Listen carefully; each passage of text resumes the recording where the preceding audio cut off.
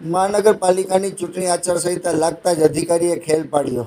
જામનગર મહાનગરપાલિકાના એસ્ટેટ વિભાગ દ્વારા બ્રિલિયન્ટ સ્કૂલ ગ્રુપને તારીખ 1/4/2026થી 31/5/2026 સુધી 60 મીટરના રોડ પર રોડ ક્રોસ કરતી કમાન જાહેરાત માટે લગાવવાની મંજૂરી આપી દીધી અને તેના પેટે અંદાજિત ₹99,000 મહાનગરપાલિકામાં ભરાવી પણ દીધા.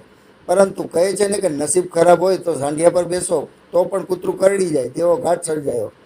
31/2/2026ના રોજ કમાન્ડની મંજૂરી પૂરી થાય તે પહેલાં જ કમાન્ડ રોડ પર ઢળી પડી.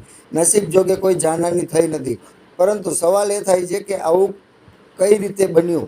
કમાન્ડ લગાવવાની મંજૂરી અપાઈ કેવી રીતે? શરતોનું પાલન થયું છે કે કેમ? આવડા મોટા સ્ટ્રક્ચર માટે એન્જિનિયરનું સર્ટિફિકેટ કોર્પોરેશન દ્વારા લેવા આવ્યું છે કે કેમ? 2 મહિના સુધી આવડું મોટું સ્ટ્રક્ચર ઊભું રહ્યું ત્યારે કોઈ અધિકારીએ સાઇટ વિઝિટ કરી નિરીક્ષણ કર્યું હતું કે પછી રાજનૈતિક ભલામણોને કારણે બધું લોલમલોલ?